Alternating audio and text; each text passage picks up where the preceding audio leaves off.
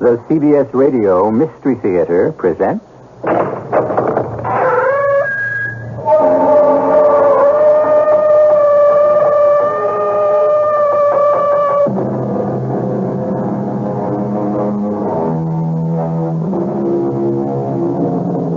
Come in. Welcome. I'm E.G. Marshall. Won't you sit down and relax with me for the next, a little less than an hour, and listen to a tale of murder? Or is that statement exactly fair? The dictionary definition of murder is the unlawful killing of another human being with malice aforethought. Well, undoubtedly there is killing and malice aforethought, but the question here is what or who was killed? Don't try to blame it on me. It's always blamed on me. I won't take it any longer. I won't take the guilt. Where else does it lie? Not on me. Not on me ever again. I'll make sure of that. I'll kill you. How can you kill what was never alive? Only one way. I'll tear you apart.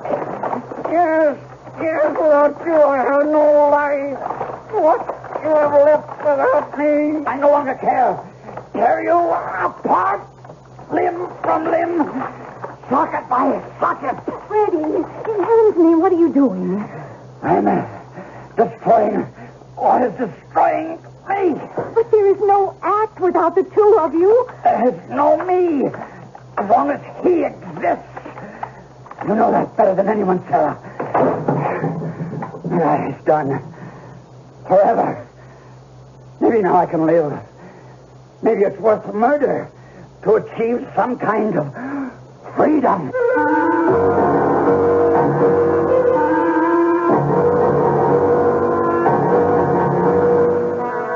Our mystery drama, The Voice of Death, was written especially for the Mystery Theater by Ian Martin and stars Victor Jory. It is sponsored in part by Buick Motor Division and Time Magazine. I'll be back shortly with Act One.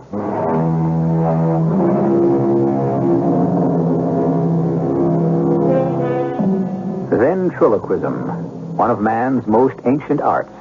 It's as old as the Chinese cultures, and almost certainly it was practiced by priests who created such seeming miracles as the speaking statues of Egypt and the Greek oracles. Down through the millennia it flourished, and when it became sheer entertainment through vaudeville, radio, and TV, it reached its highest popularity. Then, as suddenly, ventriloquism suddenly lost its popularity, a fact that Janus the Great is not yet prepared to face.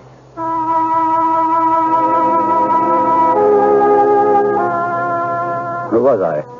Fat Freddie Goldstein from the East Bronx, a little schlep. I was scared to go to school even. They beat up on me all the time because I wouldn't fight back, and it was funny to watch a fat kid cry. Then I read an ad in the paper and saved up my lunch money to send away for Professor Fantasorio's magical method of voice projection. Amaze, delight, and mystify friends and foes alike by the ancient and mystical art of ventriloquism. It changed my life, because for some reason it was easy to me. I mastered the art in a month and held a golden key that unlocked the world for me. At 16, I was playing parties and school dates. I got in at the very end of radio's golden era. But where I really hit it big was television. By then I was calling myself Janus an alias. And then, suddenly, by the late 1960s, I was a has-been. The gold all faded. The club dates I played were a disaster, and a lifetime of splitting myself in two ended in murder. Fred, look what you've done to him. We'll never put him back together now. What do you care, Sarah? What do you mean? Isn't this the way you've always wanted it? Oh, Fred, you're sick. You always thought he came between you and me. Who? Him, the dummy. I never said that once all these years. But you thought it. Well, he was always the first thing in your thoughts. You combed his hair, pressed his clothes, washed his face, even behind his ears like he was a child. You never even kept him in a box. He was always there wherever we were. We were never alone. You even used to talk to him off stage. Yes, I was jealous. Now maybe I'm glad you've destroyed him. Maybe now we can have what you'd never let me have. What? What did I ever refuse you? A child? A child of my own? How could we have a child, Sarah? Always on the road, always moving, living in hotels. Children weren't for us. You could have left me behind with our child or our children. And travel alone? Don't you think that I could have gone ahead and had a child? How could you have stopped me? But I didn't because... Because? It wouldn't have been fair to the child. It would have been my child, not something we shared, just as he was your child.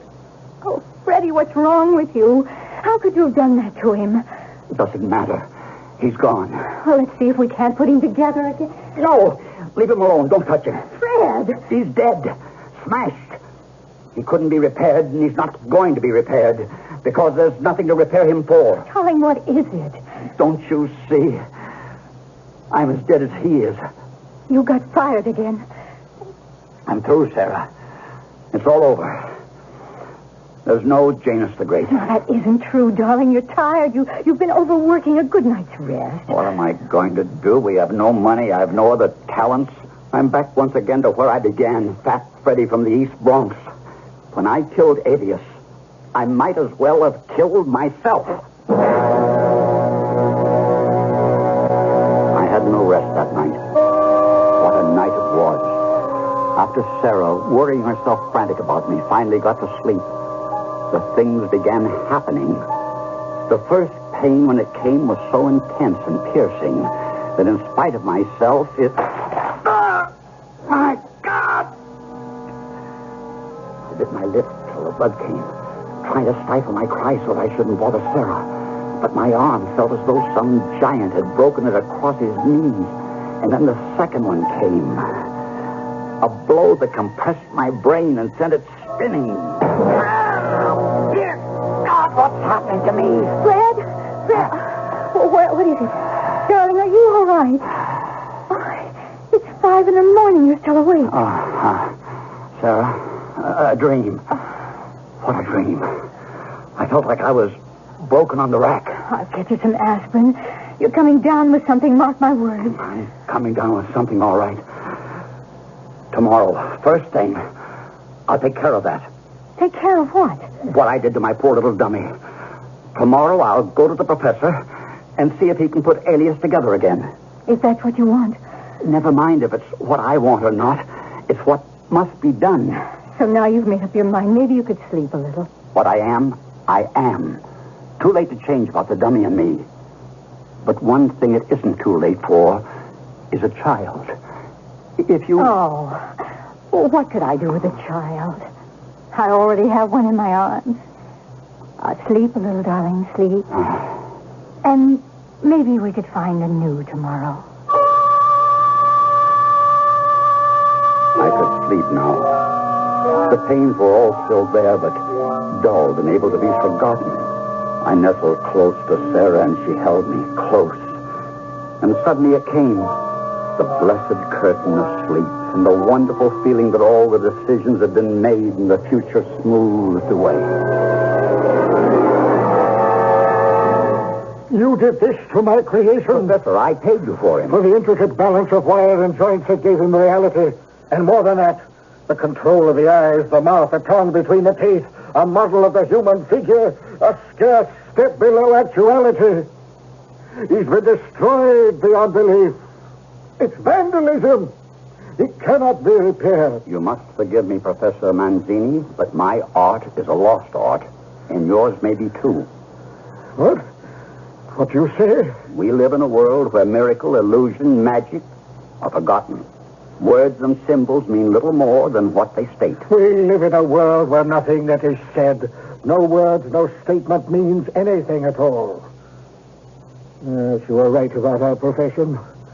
I've had my dissatisfactions, too, which have led me deeper and deeper into the recreation of form, the humanoid form, the complete replica of man. I am so near, Janus. So near. What are you saying? I've created a dummy. No, forget that awful word. A robot, half life size, capable of everything. Movement, reaction, everything except actual speech. By electronic control, you can move this figure, activate it, make it sit or stand or bend.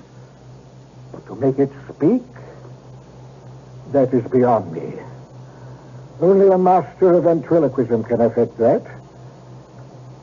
Will you lend your artistic talent to my mechanical genius and create a new miracle? Need you ask? I'm desperate. You don't have to worry any longer, Janus. Here, come with me a moment. Let me show you my new masterpiece. There he is. How do you like him? His face. It's the exact image of mine. No, I had to have a model. Who better than you? Here, take this control. Ask him to get up and come to you. What do I call him? Well, he's you to the life. And it's a great title. The Great Janus and, Self. Yes, that's its name. Self. I am Janus. Will you come to me? Do you want me to be your master? Well, why don't you make it answer? I'm trying to, but maybe I'm out of practice. I'll try again. Do you know me? Will you answer me when I talk? If you tell me the answers. How did you find Chicago? I just got off the plane and there it was. I don't know if I want this dummy, Professor. Oh, the elements are sensational. This is only a working model. Let me build you the complete dummy and you'll thank me forever. I've told you, Professor, I haven't the money. Yes, I know. So I'll offer you a proposition.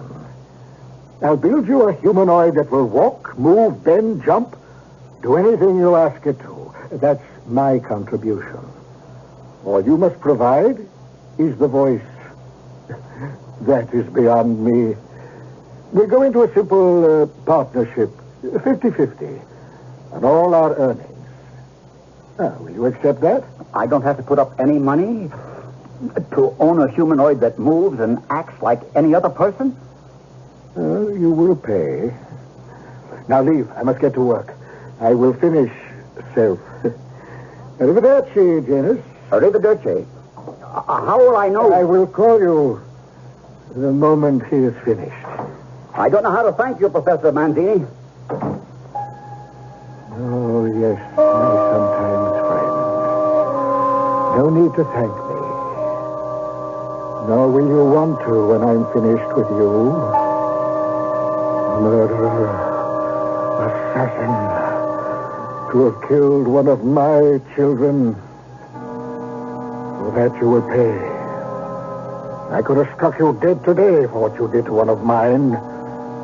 But I stayed my hand a little while. I have other plans for you than just revenge.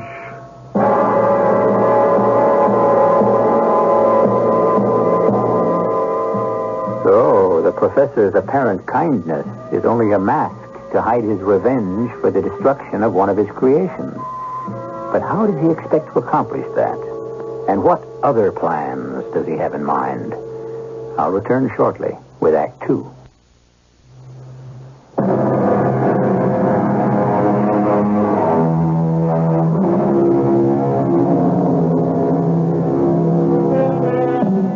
Ventriloquism. The name is a misnomer, since its Latin roots mean simply speaking from the belly. In actual fact, the illusion is produced by depressing the vocal cords, pulling the tongue inside the mouth to create words, and by keeping the lips from moving. Still, practiced by a master, the illusion is indistinguishable from reality. So much so that the great English philosopher Henry Moore was moved to say, "Who knows, but some of his counterfeit ventriloquists may prove true ones," which is another way of saying, which is the dummy and which is the master.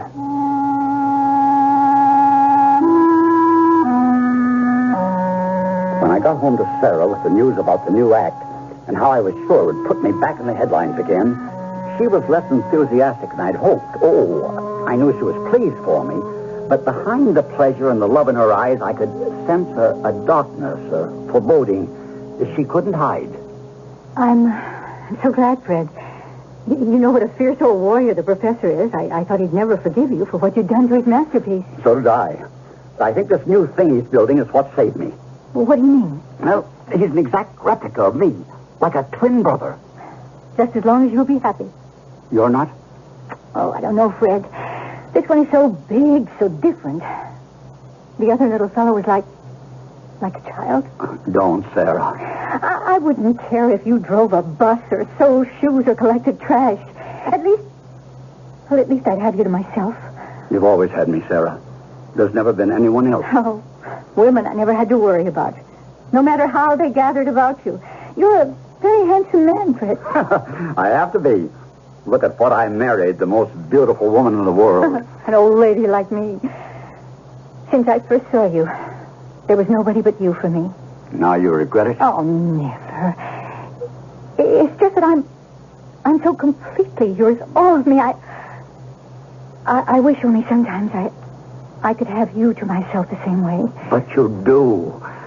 The dummies, Alias, any of them. They aren't your rivals, darling. Not in any way. Are you sure? I raise my hand to God. Oh, no, don't. Why not?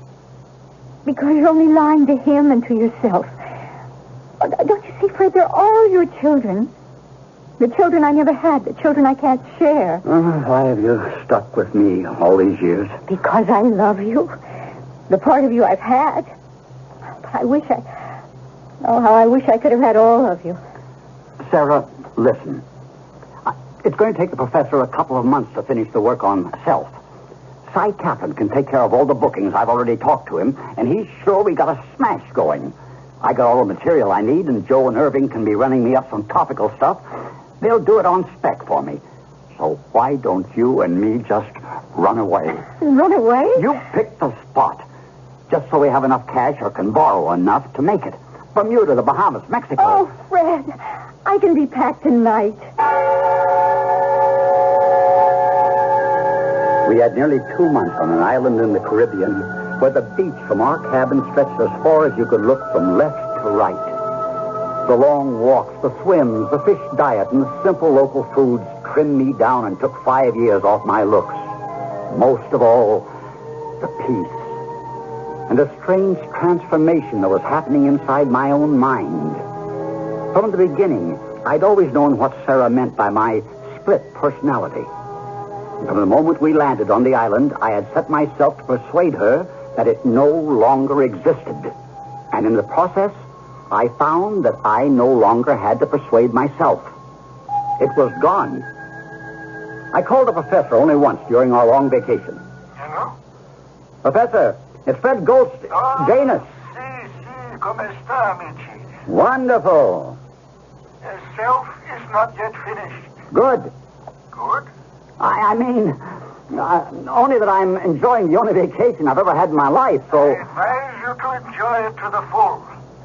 When I've completed your alter ego, you will have little time for play. You're that optimistic? I am that optimistic. I have an instinct about these things.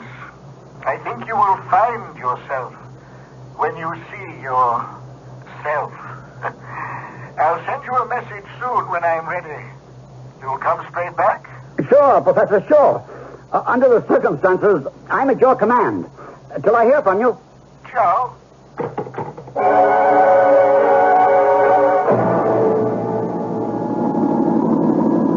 Driving back to our beach cottage from the nearest little town where there was a phone, I found a host of things running through my mind. How happy and carefree the last weeks had been. What they had meant to Sarah. Paramount over all was my return to my own personal freedom. To being my own man. Not to have to depend on a fabrication of wood, steel, and wires to which I had lent half my own personality. Over which I had to split myself. It was in that frame of mind I should have decided my life. Except when I got back home, the decision wasn't mine.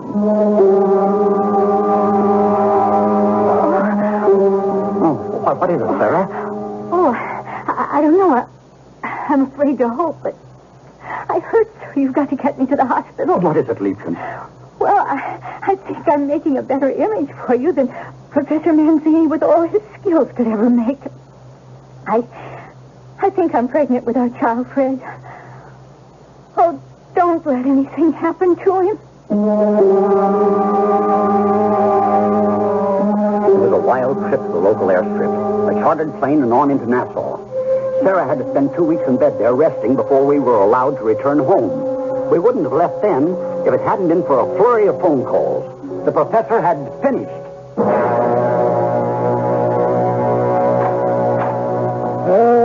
Benvenuto, Janus. Come sta? Sta bene, maestro. Where is it? Gently, each thing to its own time. Have you had a good vacation? You look like Othello. I guess I picked up quite a tan. And how is your good wife? Sarah? Oh, she's fine now. She didn't lose the child? No, thank God. It was just an early threatened miscarriage. But we got to Nassau on time. Well, I made a decision while you were gone. Since we're breaking convention, moving into a new relationship, I made certain structural changes. All right, whatever you decide. You're the master builder. And you, the master magician. Needs both of us to create the illusion. True. Just so long as it is illusion. Signore. Huh? My pills in the little bottle on the inlaid table. Here. How many? Do you need water? No, just nitroglycerin. One under the tongue. I have an old heart that has been working too long. Thank you. Is there anything else I can get for you? Not any more than you will be getting me very soon. There. Now I'm all right. Yeah, you wish to meet your alter ego? You can imagine. I'm dying to meet the dummy which will bring ventriloquism and me back into the spotlight again. Baby. It will be the same as before, except that now, physically, he is perfect.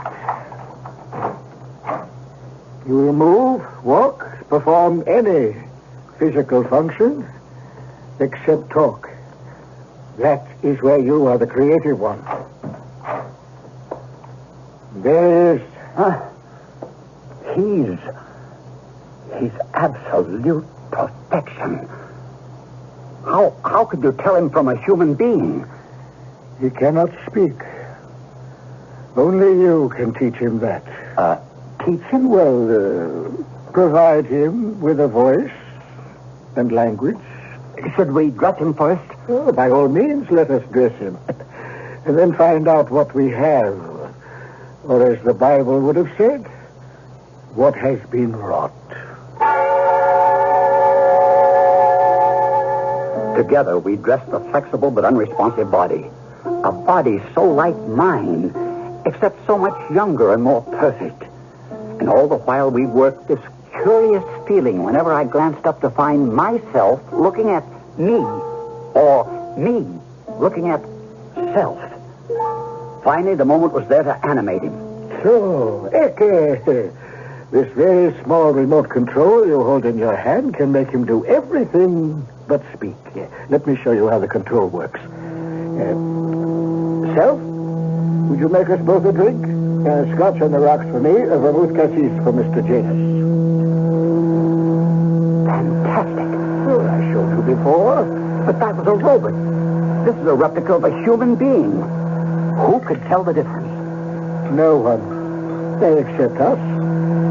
He needs only one more thing to make him complete. A voice. He's too terrifying. What right have we to invest a complete human being with a voice? It's the only thing he lacks. No. If we are to be an act, there is something also he lacks totally. A brain. The power of thought. Whatever issues from his mouth are my thoughts. My words. Think of the magic of it all. A figure, able to move exactly as a human, engaged in a dialogue which you alone control. But how is an audience conscious of that?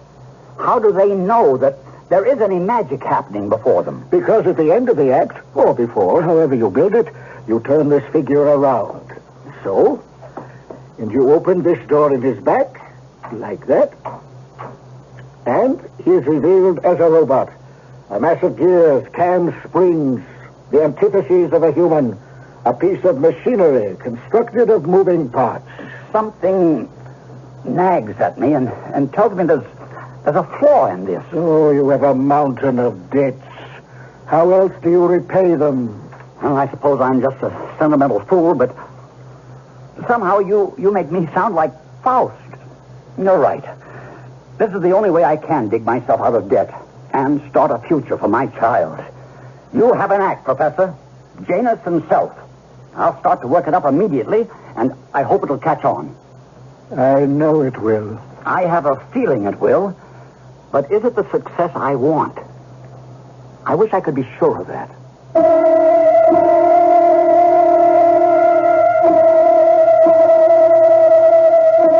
Another old-time quote on ventriloquism was one that had an evil spirit speaking in his belly. But suppose by some supernatural act the reverse were true, that somehow the ventriloquist became the victim, and that the doll, the dummy, the alter ego tipped the scales and took over from him. Let's see what happens when I return with Act 3.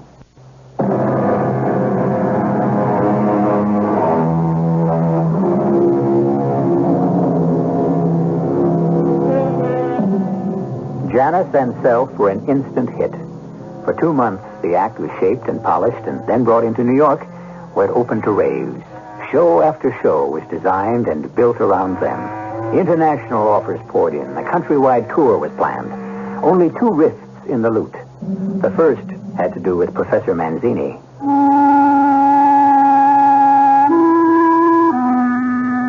It was the day I was to pick up Self. The maestro had wanted to make a few final adjustments, he said. And I had been working desperately to finally come up with a voice that I hoped was completely humanoid. Sarah felt it was. So did my agent. I was anxious to let the professor hear it himself. But I never had the chance. No answer. That's strange. He knew I was coming. Why would he have gone out? His heart. Professor! Professor Manzini! It's me! Janus, Professor! He was seated in his old armchair, head lolling to one side, one hand over the chair as if to receive a pellet from the bottle held in Self's hand. Self himself was bent over, frozen in the act of spilling it out of the already opened bottle. I took his pulse quickly, listened to his heart. The professor was dead. I stooped and picked up the control box, depressing the button. You can straighten up now, Self. Give me the bottle. Thanks. When did he die? Of course, how stupid of me. What a triumph you are that I should forget even for a moment. At a moment as crucial and heartbreaking as this, that you're only a dummy. Isn't that right? Yes, Master. That's right. I shouldn't make you call me that. Do you mind? Why should I mind? Don't you control me? Yes, I suppose I do. Except you seem so human. And a little frightening because I'm so much your twin. Wait a minute. Well, what's this? Attached to this note is a copy of my will. It makes you the executor and sole heir to all my possessions. May they bring you all you deserve. I have done everything in my power to make sure you will get everything that's coming to you. Did you hear that, Self? You're all mine now.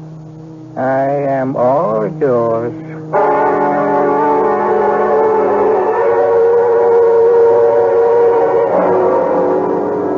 Fred, wait a minute. Don't be so fidgety. Let me tie your tie. I'm sorry, Sarah. It's the schedule. I just hope my voice holds out. I got some lemon and honey for you. Here, drink. What would I do without you? Fred, why don't you give it all up? Who needs it? We do, till the bills are paid. Well, not with what the professor left us. I don't want his money. I want my own. Oh. What is it, honey? Oh, it's just a baby. He kicks so much these days. Regular soccer player he'll grow up to be. You take care of yourself. Oh. Now, don't worry about me. I don't want to have to start worrying about you. What else is it you're worried about, Fred? Nothing. Just the grind. Well, you'll tell me if it's anything else. I'll tell you. What could I ever keep from you, Sarah? But there were things I was keeping from Sarah. Things I even tried to keep from myself. Something strange was happening in the act. Sometimes I'd sort of blank out on the stage. There would be periods when I was never sure exactly what had been said. And then there was the growing pressure on my throat, creating a voice that was unnatural for a ventriloquist, no matter how natural it might be to the audience. I went to my doctor about it, and he advised rest. But that was impossible with the contracts I had to fulfill. I took my problems to Sarah. You mean he talked without you? I don't know, Sarah. It seemed that way. But how? Well, you know, the old routine. Just to take, for example, where I say, "Where were you born?" He says, "In a hospital." And I say, "Why?" And he says, "Because I want to be near my mother." I've done it so often. The exchange seems completely authentic. But last night, the strangest thing happened, like it's happened before, I think. Only, maybe I'm crazy. What, Fred? I asked the question, "Where were you born?" And he answered. Oh, who cares about me? Where were you born? And I said, "In a hospital." And he said, Why? and I said, "Because I wanted to be near my mother." It's crazy. Turned upside down, topsy-turvy. Like he controlled me instead of... Now, Fred, you've got to quit. It isn't worth it anymore. You're killing yourself.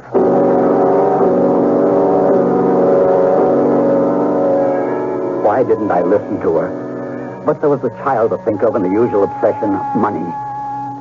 The climax came near the end of my engagement at the music hall. These moments of blanking out in the middle of the act had become more and more frequent. And so had the visits to the doctor for my hoarseness. It took all my strength to go on this performance, except that I knew Sarah was in the audience. I loaded myself with pep pills, gargled, drank coffee by the gallon, and made my appearance. But I was so drugged, shaken out of myself, that the performance was strictly by rote, routine, mechanical, until... So, you think that's funny, do you? How can I help it? What do you mean? What you think, I think, right? Wrong. It's time you learn to think for yourself. Okay. How come if we have to pretend we're doing this silly ventriloquist act, I don't sit on your knee? That's a silly thing to say. Just like everything else I get to. Why? You're just as big as I am. That'd be ridiculous. Not any more than the rest of this act. Anyway, why do you always get to sit down and I have to stand? Don't get mad.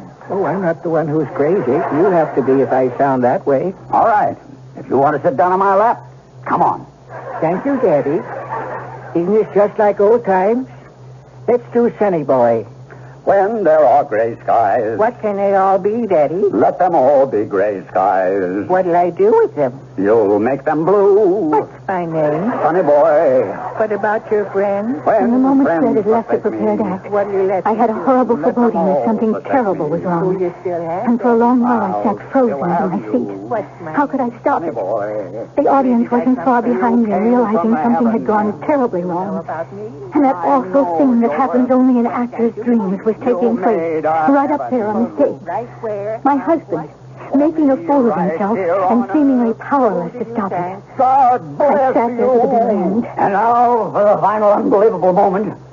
When we offer you the climactic proof of what you've known from the beginning. That despite the evidence of your eyes, ears, and all the other senses, there's on this stage only one living man, myself. The other is, turn around, self, the greatest living robot the world has ever known. A humanoid, complete in every sense, except that he is voiceless. Now, I open the bag to prove that he is not alive. Not human, but a mechanical contrivance of human ingenuity. What's the matter? Where? This is not your night, James. Why don't you turn around and let the audience know the truth? Turn! Drum roll! Presto, presto, watch and see the truth. The audience reacted as always, as the door in the dummy sack swung open. My reaction was horrifyingly different, because the door that had been opened was not in the dummy sack, but what for 20 years of married life had been my husband. What happened out there, Self? Since we are alone and the time is right, I will reveal myself. Professor. None other. I can't tell you how many bodies I've used, stolen their souls from them to house my own. The only children I've ever had are my puppets, my marionettes, my dummies. When you murdered Alias, I made up my mind to take your body and punish you in the process. I've had my revenge. I told you in my will I'd make sure you got everything that was coming to you. I think I kept my promise. But you're not finished. The curse that was laid on me is quite specific. I must find a body to occupy for at least 10 years before I make an exchange or descend to everlasting hell. The one I've taken from you will serve. You have your choice. Continue as a voiceless dummy or destroy yourself. I couldn't care less. Fred, what is it? Oh, what's the matter? I have no more use for either of you. I shall leave. Oh, Mrs. Goldstein, you might need this. What is it? The control box to make your husband move. I'll even leave you his voice, since it's become so hoarse and unpleasant. Adio. I've had my revenge. What am I to do with this? Fred, are you a robot now? I was. I should be. Except that God is merciful, and evil doesn't always triumph. Well, what do you mean? I don't know exactly, but listen to me. You sound like my Fred again. I feel like your old Fred again, and not so old. I'm aware of blood coursing through my veins. My heart is pumping, my brain moving and reacting. Look at me, Sarah. Is there a door in my back? No, but how? It's beyond me to explain, except every time before that ghoul stole another body, the soul was lost, till this time, because there was already a body made in my image for my soul to invest. Then you are my Fred. Thanks to God. Even my voice is back. Most of all, my voice. That's the greatest irony of all. What do you mean, darling? For months I've kept it from you. But now I don't need to anymore. He, Self, the professor, whatever he was or is, stole my body and left me the image to dwell in now. And by so doing, saved my life and condemned himself. The body he left me is new and capable of long life. My body that he stole has less than a month to live. I had incurable cancer of the larynx.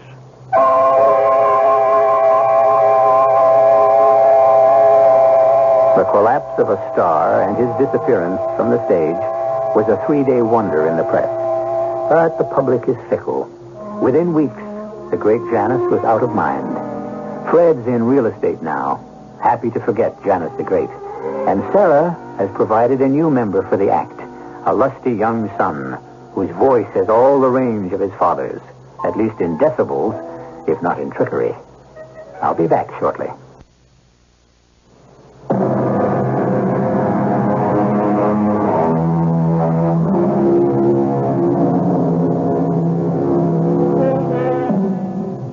As for that mysterious and indefinable character, the professor, whoever he was, his car went out of control on the Harlem River Drive and plunged into the canal.